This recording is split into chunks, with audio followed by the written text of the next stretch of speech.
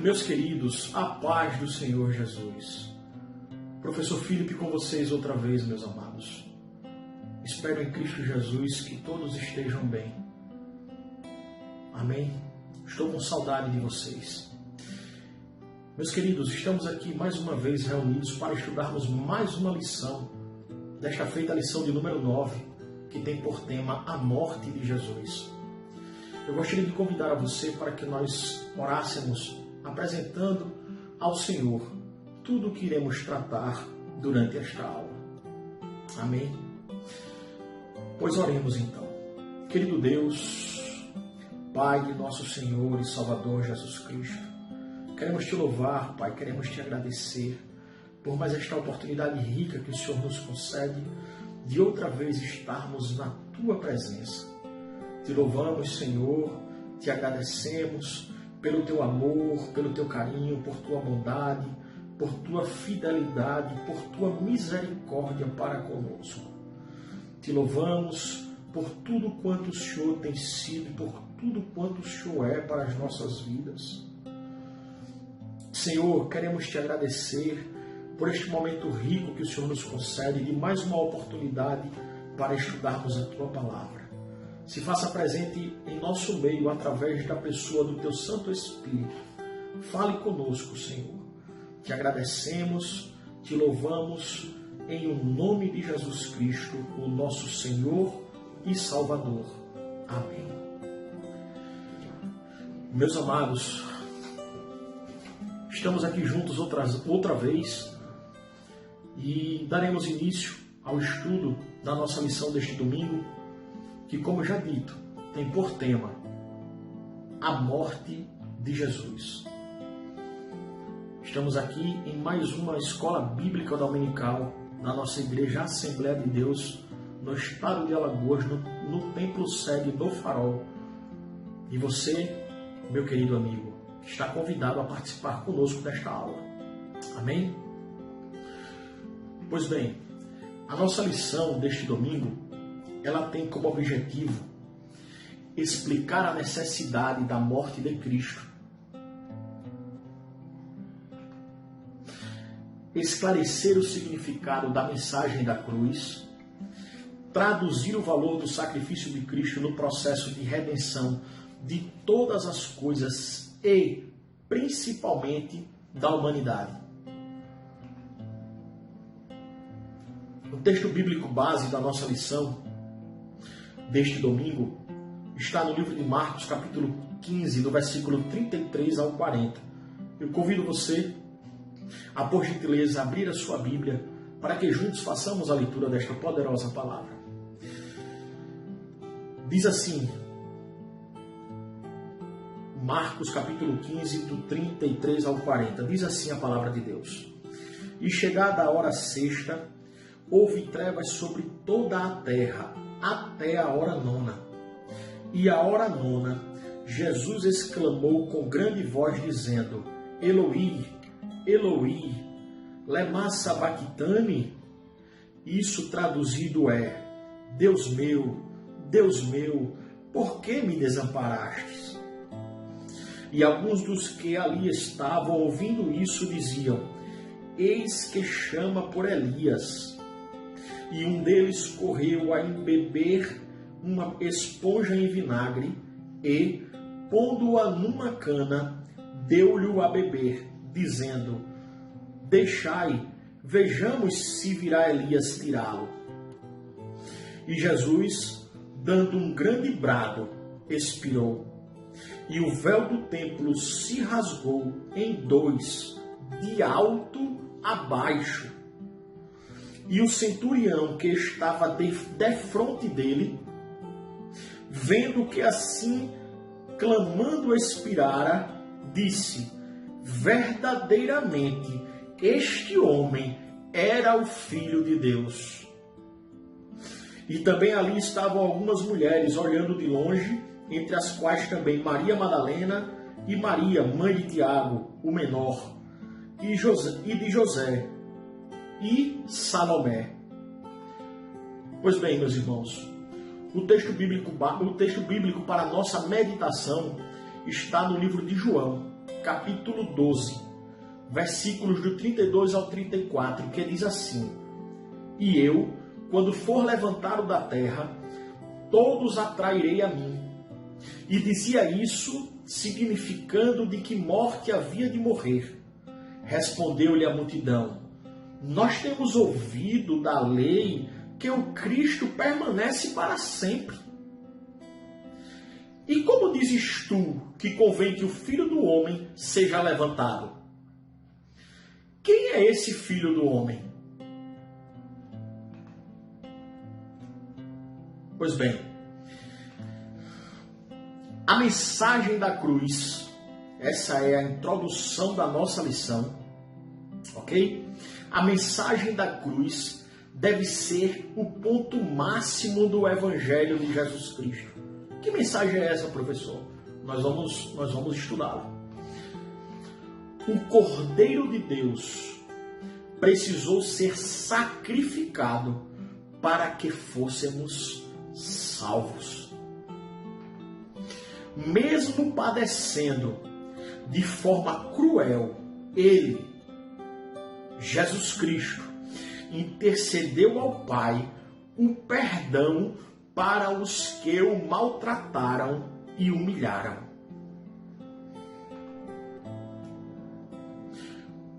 Meus queridos, o primeiro tópico da nossa lição, ele vai tratar justamente sobre a necessidade da morte de Cristo. E aí o primeiro subtópico do primeiro tópico da nossa lição tem por tema: com o pecado veio a morte. A morte, meus amados, como nós já estudamos em outras oportunidades e confirmamos isso na Sagrada Escritura, a morte é consequência direta do pecado. Romanos 6:23, a palavra de Deus vai dizer para nós que o salário do pecado é a morte. Mas o dom gratuito de Deus é a vida eterna. E essa vida eterna por Cristo Jesus, nosso Senhor. Você lembra que Adão foi avisado lá no Jardim do Éden acerca da consequência do pecado? Lá no livro do Gênesis, capítulo 2, versículo 17, Deus alerta para Adão que o pecado tinha como consequência a morte. E esta morte, proporcionada pelo pecado, geraria também, como nós sabemos que efetivamente gerou, uma separação entre Deus e o homem. O pecado veio e destruiu a harmonia que havia entre o Criador e a humanidade. Gênesis 2,17, Deus diz a Adão: mas da árvore do conhecimento do bem e do mal, dela não comerás, porque no dia em que dela comerdes, certamente morrerás. Adão recebeu este alerta da parte de Deus. Mas como nós sabemos, ele não foi obediente à voz do Senhor. Adão preferiu acreditar nas palavras da serpente e tomou o fruto, comeu e morreu. Adão morreu tão logo comeu do fruto que Deus havia dito para que ele não comesse. E aqui nós estudamos em lições passadas o significado, a aplicação dessa expressão morte nesse texto. Nós sabemos que Adão, após ter comido deste fruto da árvore da ciência, do conhecimento do bem e do mal, Adão se deparou de pronto com a morte espiritual. Houve uma imediata separação entre Deus e Adão, entre Deus e a criação e a humanidade. Por quê? Porque Deus, como já em outras oportunidades trabalhamos com vocês, Deus, ele detesta o pecado. E o pecado, ele tem o objetivo, ele tem a intenção, né, de gerar a efetiva separação entre Deus e o homem.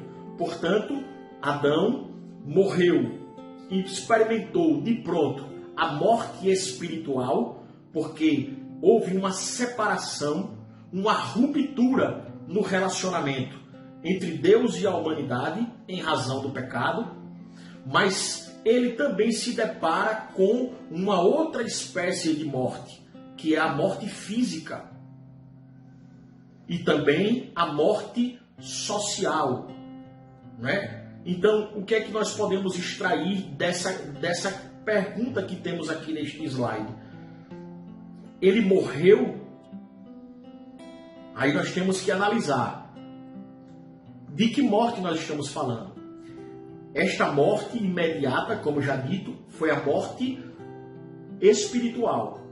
Mas o homem que havia sido formado, criado por Deus para viver eternamente, se deparou também, em razão do pecado, com a morte física.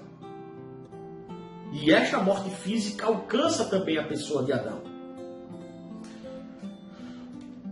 O nosso subtópico de número 2 do primeiro tópico vai tratar justamente da ruptura entre Deus e a humanidade.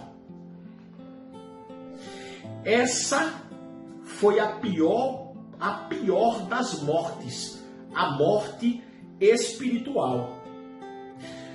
Isaías 59, versículo 2. Mas as vossas iniquidades fazem separação. O pecado gera a separação entre Deus e o homem.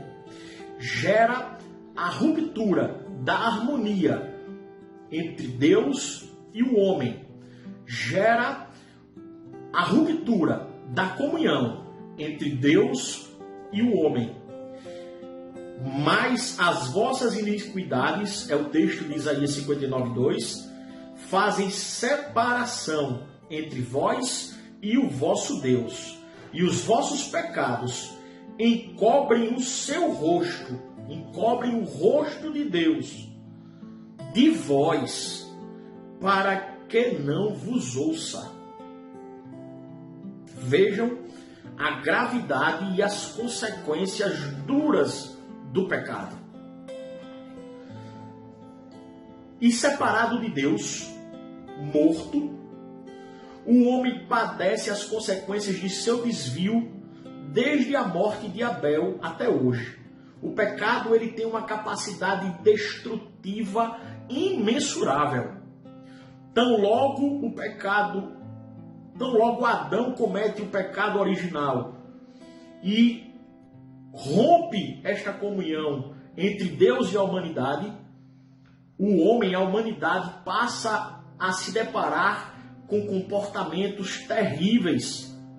E estes comportamentos justamente em virtude, em razão do pecado, das consequências deste pecado. E aqui nós nos deparamos com o assassinato de Abel. Abel foi morto pelo seu próprio irmão. Vejam o que o pecado pode proporcionar à humanidade. Mas enquanto Jesus não vinha, Deus ofereceu possibilidades diversas de arrependimento. O subtópico 1.3 vai nos falar sobre a restauração entre Deus e a humanidade.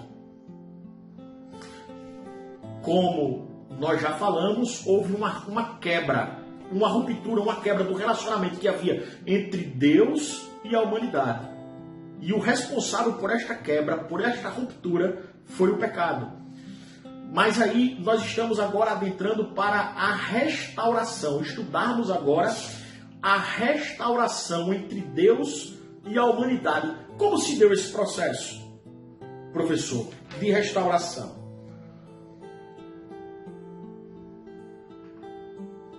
Vejamos o poder do sangue no processo da restauração. Nós estamos falando, estudando a lição que tem por tema a morte de Jesus. Vejamos o poder do sangue de Cristo, neste processo de restauração, nesse processo de reconstrução da ponte, do canal de acesso, outra vez, ao trono da graça. Hebreus 9, capítulo 22, a palavra de Deus vai nos falar assim: e quase todas as coisas segundo a lei se purificam com sangue, e sem derramamento de sangue não há remissão. Sem derramamento de sangue não há perdão. Somente através do arrependimento pelos pecados, a Bíblia vai nos dizer que um coração contrito, um coração arrependido, o Senhor não o despreza.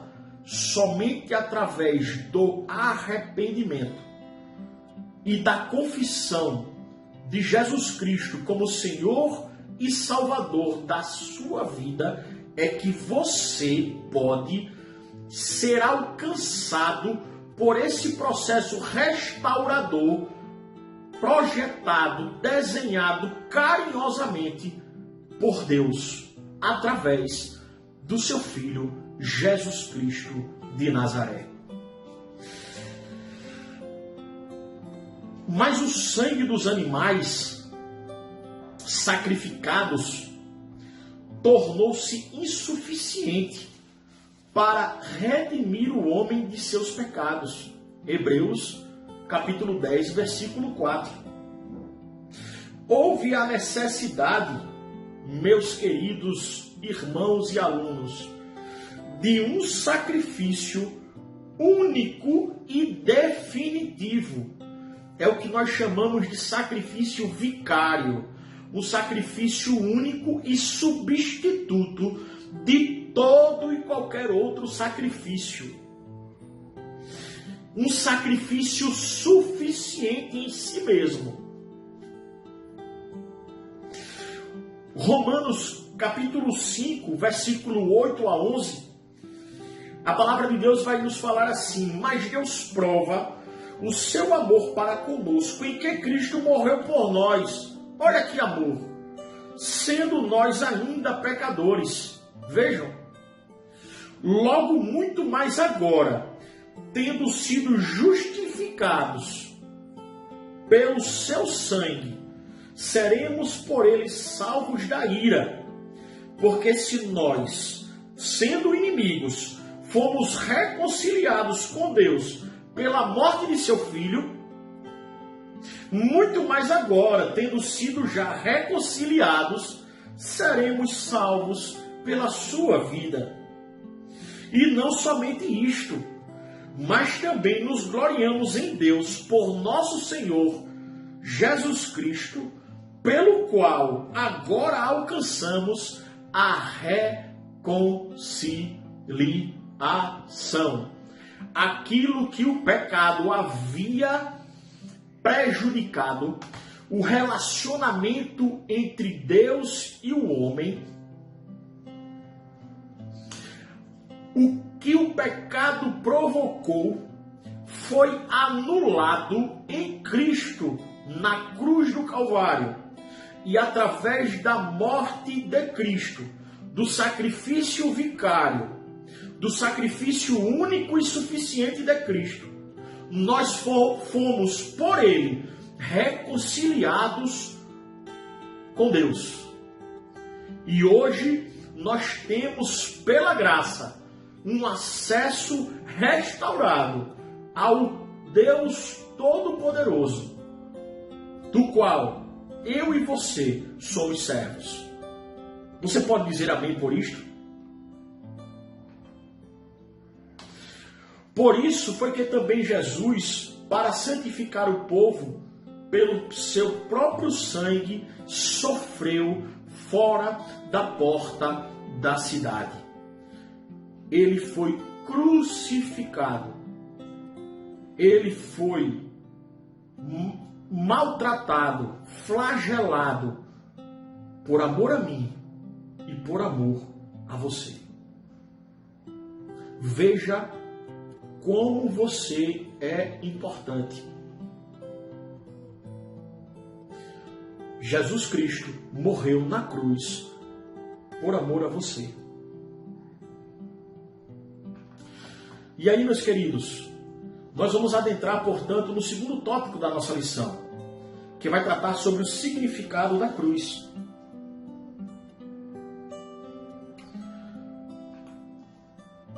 O primeiro subtópico desse segundo tópico vai falar o seguinte, vai tratar sobre o seguinte: a palavra da cruz é loucura e ao mesmo tempo poder. Loucura para uns, poder para outros. 1 Coríntios, capítulo 1, versículo 18. Porque a palavra da cruz é loucura para os que perecem, mas para nós, que somos salvos, é o poder de Deus. Bendito é o nome do Senhor para todos sempre. A cruz de Cristo foi e é um paradoxo difícil de ser entendido. Exemplo, os dois malfeitores que ladeavam Jesus Cristo na crucificação. O paradoxo da cruz. A cruz, um instrumento de execução, torna-se na perspectiva divina uma manifestação do poder de Deus. O homem da cruz do meio, meus amados, era inocente. O homem da cruz do meio não tinha pecado. O homem da cruz do meio era puro. O homem da cruz do meio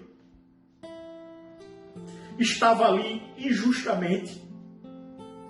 O homem da cruz do meio estava naquele Calvário, estava no Calvário, por você. Estava no Calvário, no meu e no seu lugar. Aleluia! Isso porque Deus escolheu as coisas loucas do mundo para envergonhar os sábios, e escolheu as coisas fracas do mundo para envergonhar os fortes. 1 Coríntios, capítulo 1, versículo 27. Avançando, meus queridos, nós ingressaremos agora no subtópico 2.2 da nossa lição, que tem por tema, repito, a morte de Jesus. E este subtópico tem por epígrafe escândalo para os judeus. Os judeus, meus amados, esperavam um Messias que permanecesse para sempre. E Jesus dizia que seria levantado. Foi o texto que nós lemos para a meditação. Os judeus esperavam um rei político. Lembram disso? Que reconstruísse o templo e restaurasse o culto judaico. Como estudamos em lições anteriores, os judeus esperavam a restauração do reino terrestre, Jesus veio para restaurar o reino eterno. Daí porque achavam a pregação da cruz um escândalo. 1 Coríntios 1:23. Mas nós pregamos a Cristo crucificado. É assim que está escrito em 1 Coríntios 1:23. Que é escândalo para os judeus e loucura para os gregos. Avançando ao nosso subtópico 2.3, nós vamos ver aqui que a mensagem da cruz era loucura para os gregos. Os romanos dominavam o mundo pela força, os gregos pela sapiência, a filosofia, o berço do racionalismo. Eles dominavam o mundo pela eloquência, pelo conhecimento, pela oratória. Como o apóstolo Paulo era um homem eloquente, dominava o grego, eles de pronto aceitaram ouvi-lo. Mas quando Paulo falou de um Deus, e aí nós podemos agora nos recordar um pouco da mitologia grega, né? Da figura dos semideuses, do desejo deles de se tornarem imortais. Que conflito! Como é que um rei, né, deixa o seu trono, se faz carne para depois morrer na cruz? Que conflito na mente desses gregos ouvintes da palavra, através de Paulo. Mas quando Paulo falou de um Deus que tornou-se humano, morreu e depois ressuscitou para salvar a seres humanos, como nós, como eles que estavam ouvindo, foi demais. E aí o que foi que eles disseram? Paulo, depois a gente discuta. Capítulo 17 do livro de Atos, versículo 32. Uma confusão na mente deles. E aí nós ingressaremos, meus amados, portanto, no terceiro e último tópico da nossa lição deste domingo. E este terceiro tópico ele vai tratar justamente do tema: na morte de Cristo, nossa redenção. O primeiro subtópico do tópico 3 tem como epígrafe: livres da tentação de querermos nos autossalvar. As religiões sempre ensinaram que precisamos fazer alguma coisa para merecermos a salvação. Mas a Bíblia ensina que somos salvos pela graça, pelo dom imerecido do Pai através de Jesus Cristo. Efésios 2:8. Porque pela graça sois salvos, por meio da fé. E isto não vem de vós, é dom de Deus. Amém? Meus queridos, as religiões, a humanidade, o homem, né, sempre tentou buscar para si uma forma, um meio de se autossalvar. Mas a palavra nos revela que nós somos salvos mediante a graça. Somente através da graça, por meio da fé, é que nós somos salvos. Por meio da fé em Cristo Jesus, é que nós podemos alcançar a salvação. E deixa eu dizer uma coisa para você. Você não precisa se preocupar mais com este conflito que paira ainda na mente de algumas pessoas, e pessoas estas que não tiveram ainda um encontro real com Jesus Cristo.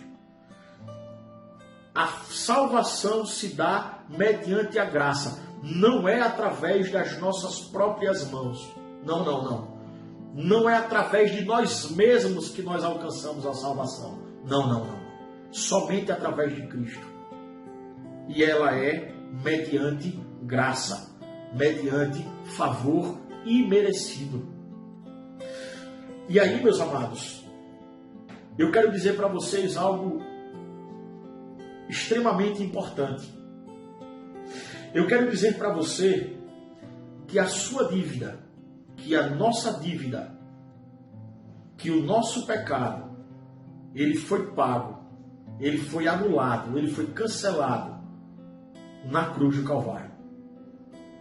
Nós tínhamos uma dívida impagável por nossos próprios esforços. Somente através do sacrifício único de Cristo, do sacrifício suficiente e único de Jesus Cristo, foi que esta dívida pôde ser paga. João capítulo 19, versículo 29 e 30, a palavra de Deus vai dizer assim: estava, pois, ali um vaso cheio de vinagre, isso retratando Cristo na cruz. E encheram de vinagre uma esponja e, pondo-a num sopo, lhe chegaram à boca de Jesus. E quando Jesus tomou o vinagre, disse, e esta palavra, ela é forte, ela fundamenta o pagamento desta dívida. Jesus Cristo diz assim: está consumado. E, inclinando a cabeça, entregou o seu espírito. Meu querido, deixa eu refletir com você sobre essa expressão, está consumado. Quando Jesus Cristo bradou na cruz, está consumado, ele quis dizer: Pai, eu cumpri a missão para a qual me enviaste, Pai. A dívida está paga. Aleluia! A dívida está paga. Meu amigo ouvinte, querido aluno, deixa eu lhe dizer algo. Quando Satanás lhe acusar, fale em alto e bom tom para ele ouvir. Diga para ele assim: ei, Satanás, a dívida está paga. Aleluia! E esta dívida foi paga na cruz do Calvário. Deixe-me convidar você a fazer a leitura comigo de um texto que se encontra em Colossenses, capítulo 2, versículos 13 ao 14, que diz assim: e quando vós estavais mortos no pecado e na incircuncisão de vossa carne, vos vivificou juntamente com ele, perdoando-vos todas as ofensas, havendo riscado a cédula que era contra nós nas suas ordenanças, a qual de alguma maneira nos era contrária, e tirou do meio de nós esta cédula, cravando-a na cruz do Calvário. Assim, podemos nos achegar ou nos chegar a Deus por meio de Jesus Cristo, alcançar misericórdia e perdão dos pecados, somente através de Jesus Cristo. Só existe um caminho de volta para casa, a nossa casa celestial, para a presença do Senhor Jesus. E este caminho é o Cristo, é a cruz do Calvário, é o Cristo que foi morto na cruz do Calvário e ao terceiro dia ressuscitou, e ele vive para sempre. O subtópico 3.2 vai falar sobre livres da tentação de querermos ser Deus. Desde o Éden, a partir da proposta de Lúcifer, o homem quis ser igual a Deus. Sereis como Deus, Gênesis 3:5. Aliás, esse sempre foi o desejo do inimigo, ser igual a Deus. Vejamos Isaías 14:14. Faça essa leitura, por gentileza. Ser iguais a Deus não podemos, É impossível. Mas sermos santos como Deus é santo, meus queridos, podemos tentar. 1 Pedro, capítulo 1, 15 e 16, vai nos dizer assim a palavra de Deus. Mas como é santo aquele que vos chamou, sede vós também santos em toda a vossa maneira de viver, porquanto está escrito, sede santos, porque eu sou santo. Amém?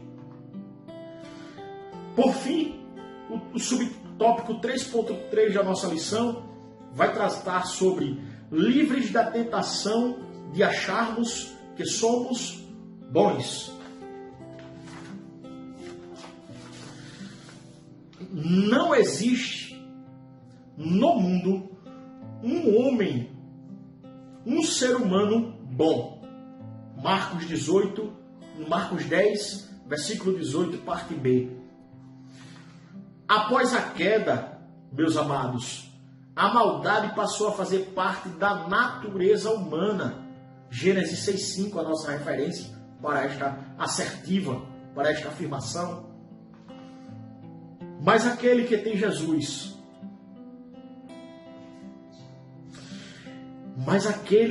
Jesus, Cristo na vida, pode agir com bondade, uma virtude do fruto do Espírito, que está lá em Gálatas 5, capítulo 22.